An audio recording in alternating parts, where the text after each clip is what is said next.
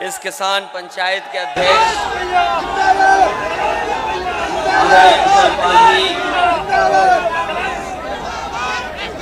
हमारे साथ मंच पर और राष्ट्रीय लोकदल के राष्ट्रीय उपाध्यक्ष नौजवान जयंत चौधरी जी, मंच पर उपस्थित समाजवादी पार्टी के राष्ट्रीय महासचिव रामविलास सुमन जी, पूर्व सांसद विजय सिंह जी, आदरणीय लोकी त्यागी जी, राष्ट्रीय लोकदल के प्रदेश के अध्यक्ष डॉक्टर मसूद साहब, पूर्व सांसद धर्मेंद्र अक्षय, कई समाजवादी पार्टी के एमएलसी और संचालन कर रहे यहाँ के इस कार्यक्रम के संजय लाठर जी, आदरणीय सरदार सिंह जी, आदरणीय डॉक्टर तेजपाल जी और मंच पर उपस्थित दोनों दलों के सभी महत्वपूर्ण नेता पदाधिकारी और इस किसान पंचायत में बड़ी संख्या में उपस्थित हमारे सभी आदरणीय बुजुर्ग किसान भाई, बड़ी संख्या में हमारे नौजवान साथी, हमारे तमाम फौज के रिटायर्ड सभी सैनिक भाइयों और पत्रकार साथियों और उस मंच पर बैठे हुए हमारे सभी सांस्कृतिक प्रकोष्ठ के भी और तमाम हमारे और दोनों दलों के नेता, मैं सबसे पहले आरएलडी और समाजवादी पार्टी के सभी कार्यकर्ताओं को बहुत बहुत बधाई देना चाहता हूं इस किसान पंचायत के लिए। और ये जो हमारे किसान भाई बैठे हैं,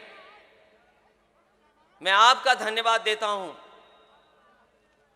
कि जिस तरीके से आप लड़ाई लड़ रहे हैं और जिस तरीके से आप एकजुट दिखाई दे रहे हैं,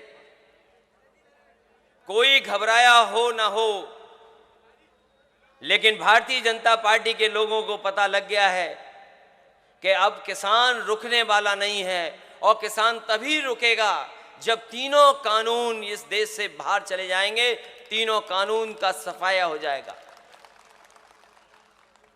मैं संजय लाठर जी को बधाई देता हूं और मैं सोच भी रहा था कि आखिरकार इतनी बड़ी किसान पंचायत में उन्होंने हमें लाठी क्यों दी। और ये मुझे लगता है ये बुजुर्गों ने कहा होगा कि लाठी से अच्छी कोई चीज नहीं है, आप लाठी से सम्मान करिए इनका। मैं बधाई देता हूं कि हमें लाठी दी, लेकिन हम और जयंत चौधरी जी दोनों नौजवान हैं, अभी लाठी की जरूरत नहीं है, अभी लाठी की जरूरत नहीं है। लेकिन जब आपने लाठी दे दी है तो कम से कम हम दोनों लोग ये जानते हैं कि लाठी कहां चलानी है।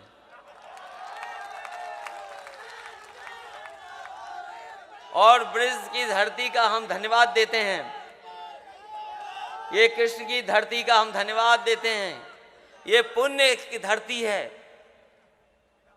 और जैसा कि हमारे आदरणीय रामविलास सुमन जी ने कहा कि हमारे आपके सबसे बड़े किसान नेता अगर देश में कोई हुआ है तो वो चौधरी चरण सिंह हुए हैं।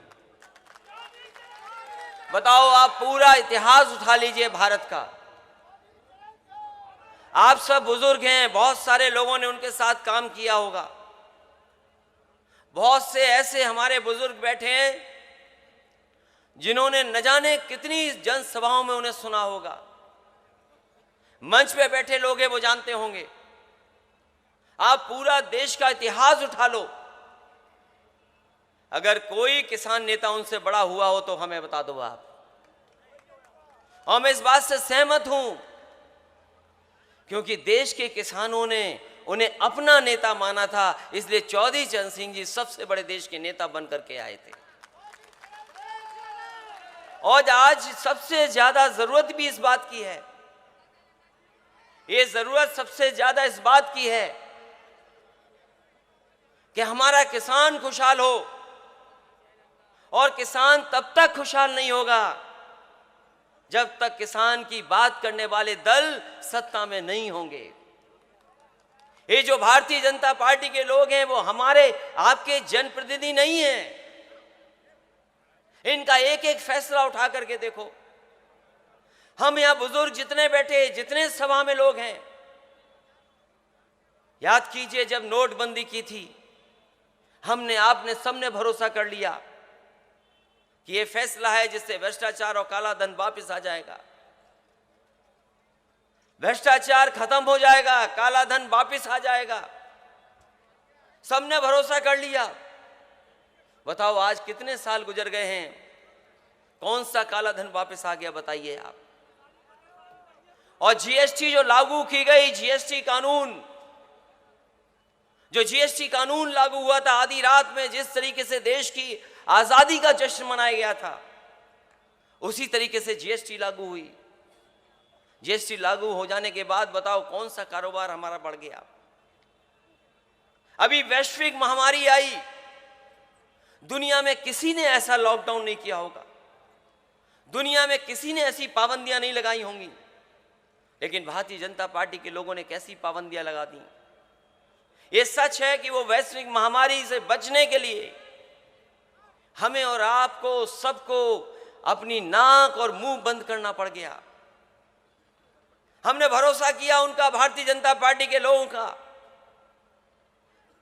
उन्होंने कहा कि आपको मास्क पहन के रहना पड़ेगा। हमने आपने सबने नाक और मुंह बंद कर लिया। लेकिन हम जानना चाहते हैं, बताओ भारतीय जनता पार्टी को कौन सी वैश्विक महामारी है कि उन्होंने अपनी आंख और कान बंद कर रखे हैं। उन्हें किसानों का न दुख समझ में आ रहा है, न किसानों की तकलीफ समझ में आ रही है। याद कीजिए वो समय जब कहा कि हम आय दोगुनी कर देंगे। ये सब खेती करने वाले बैठे हैं, ये दिन रात खेत पे काम करते हैं। बताओ कौन सी पैदावार की आय दोगुनी हो गई। धान आया, बिक गया, किसी ने पूछा नहीं। कौन सी फसल की पैदावार बढ़ गई। और यही नहीं, बताओ इस वैश्विक महामारी में डीजल और पेट्रोल की कीमत कितनी बढ़ा दी।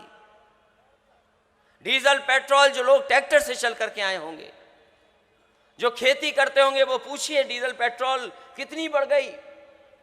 हम ये जानना चाहते हैं इस किसान पंचायत के माध्यम से कि जो डीजल पेट्रोल की कीमत बढ़ी है, वो आखिरकार उसका मुनाफा का जा रहा कहाँ रहा है। इसलिए साथियों, जहां दिल्ली की सरकार ने 3 कानून हम पे लागू कर दिए, वहीं हमारे मुख्यमंत्री जी ने भी कुछ कम काम नहीं किए हैं। और शायद ही ऐसे मुख्यमंत्री किसी को मिले होंगे। पहनावे से और कहने से तो योगी हैं, लेकिन जो हमने पढ़ा है गीता में, जो हमें जानकारी मिली है, वो यही है कि योगी वही होता है जो दूसरे का दुख अपना दुख समझे। बताओ ये योगी हैं क्या? क्या हमारे किसानों का दुख दर्द समझ पा रहे हैं? कोई दुख हमारा समझ पा रहा है कि नहीं समझ पा रहा? और इधर तो अभी हरी टोपी तक बात नहीं आई है, हरी सफेद टोपी तक बात नहीं आई है, अभी तक तो लाल टोपी पे रुका हुआ है मामला। और ये हमारे किसान हैं, ये हमारे बुजुर्ग हैं, हमें बुजुर्गों ने यही सिखाया है। और खेत में अगर कोई भड़कता है तो वो लाल रंग देख करके भड़क जाता है, यही तो सिखाया बुजुर्गों ने। बताओ, कभी कभी कुछ खेत में जो होते हैं वो लाल रंग देख करके भड़क जाते हैं, यही तो सिखाया गया। अब मैं नहीं जानता हूं कि लाल रंग देख करके कोई क्यों भड़क रहा है। इसलिए जहां ये पंचायत चल रही है, और वहीं मैं गाना सुन रहा था, एक अपने सांस्कृतिक प्रकोष्ठ के लोग हैं या जो यहाँ के बहुत लोकप्रिय गायक हैं, कि अगली सरकार हो हमारी तो अगली सरकार तभी होगी जब हम भाईचारा का रास्ता अपनाएं, हम अपने किसान का रास्ता अपनाएं। क्योंकि बीजेपी से ज्यादा चमत्कारी पार्टी कोई नहीं है, भारतीय जनता पार्टी से ज्यादा साजिश करने वाली पार्टी कोई नहीं है। उन्होंने अभी तक जो सत्ता पाई है वो केवल हमें और आपको बांट करके सत्ता पाई है, हमारे और आपके बीच में खाई पैदा कर करके सत्ता पाई है। और जिस समय ये हमारा किसान भाई जागरूक हो जाएंगे, मुझे नहीं लगता है कि वो सत्ता पा पाएंगे। इसलिए हम बहुत सारे अपने किसान भाइयों को बधाई देना चाहते हैं, लगातार हम लोग किसान पंचायत कर रहे हैं, किसानों को जगाने का काम कर रहे हैं और इस उम्मीद और इस भरोसे के साथ जगा रहे हैं कि आने वाले समय में जब आप मतदान करने जाएंगे तो इन भारतीय जनता पार्टी के लोगों को आप सब सिखाने का काम है। क्योंकि जो स्थान है, जो मंडियां हैं जहां आपको मिल सकती है कीमतें, जिन मंडियों में आपको एमएसपी मिलने चाहिए वो मंडियां बेचने का इंतजाम कर दिया है। जहां देश में ज्यादा मंडियां बननी चाहिए थी वो मंडियां बंद की जा रही हैं। इसी एक्सप्रेसवे के किनारे लगातार मंडियां बननी थी और हमने तय किया था कि गाजीपुर तक मंडी बनवाएंगे, लेकिन मंडियां बनना बंद हो गई हैं।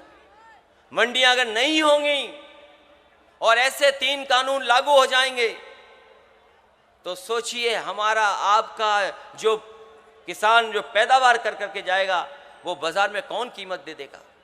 अगर किसान को बाजार के हालात पे छोड़ दोगे तो किसानों को कोई मुनाफा नहीं हो सकता। ये भारतीय जनता पार्टी के लोग बड़े बड़े उद्योगपतियों से, बड़े बड़े लोग जो कारोबार कर रहे हैं उनसे मिल करके हमारी आपकी खेती को छीनना चाहते हैं और कोई एक दिन में नहीं छीनेगी, लेकिन जिस तरह के कानून आ गए हैं एक न एक दिन ऐसा आएगा जिसके बाद आपकी हमारी खेती छिन जाएगी। इसलिए मैं बधाई देता हुआ आरएलडी और समाजवादी पार्टी के सभी कार्यकर्ता साथियों का, संगठन के लोगों का और अपने दोनों पार्टी के नेताओं का कि ऐसे शानदार आपने किसान पंचायत की है। हमें उम्मीद है कि इसी तरीके से अगर किसान को हम जगाते रहे तो आने वाले समय में भारतीय जनता पार्टी का पता नहीं लगेगा। इसके साथ साथ हम अपने फौज के सैनिक भाइयों का विशेष धन्यवाद देते हैं जिन्होंने देश की सेवा की है। ये जहां देश की सेवा कर करके आए हैं, ये किसान परिवार से ही निकल करके इन्होंने देश की सेवा की है। ये इनके भी किसान के परिवार है। इसलिए एक तरफ जहां किसान आए हैं, नौजवान आए हैं और सैनिक आए हैं, हमें उम्मीद है कि आने वाले समय में ये बदलाव दिखाई देगा और ऐसा बदलाव दिखाई देगा कि देश देखेगा कि किसानों की ताकत भी ये ताकत होती है, हैसियत होती है। इन्हीं शब्दों के साथ आप सबका बहुत बहुत धन्यवाद।